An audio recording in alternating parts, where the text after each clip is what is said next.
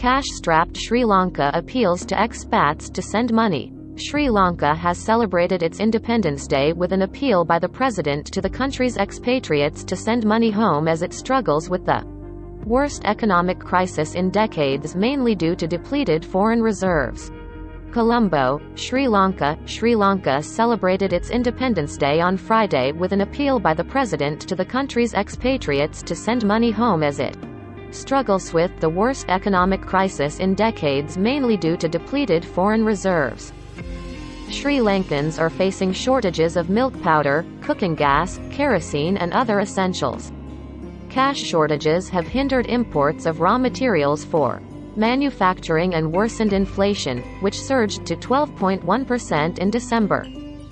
The pandemic has dealt a heavy blow to an economy that depends heavily on tourism and trade, with the government estimating a loss of $14 billion over the last 2 years. The economy is estimated to have contracted by 1.5% in July-September 2021, according to the central bank. President Gotabaya Rajapaksa said Sri Lankans abroad who sent foreign currency back home are a major resource. "I invite all expatriate Sri Lankans to invest in their homeland," he said in an address during a ceremony marking Independence Day in the capital, Colombo.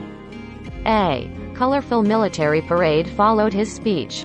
Data shows that overseas remittances, the nation's main foreign exchange earner, have fallen by nearly 60% to $812 million in December from a year earlier.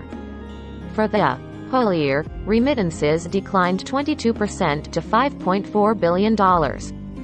The drop came after the government ordered the mandatory conversion of foreign currency in exchange rate controls. Because of the currency shortage, importers are unable to clear their cargo and manufacturers are unable to buy raw materials from overseas. Sri Lanka has borrowed heavily and faces repayments on $15 billion in international sovereign bonds. Officials have said the government is gradually building back reserves to ensure it can honor its debts. None of the crises we experience today are long-term problems. We can find solutions to them with an optimistic approach, Rajapaksa said. "We have faced critical problems in the recent history as well and found solutions.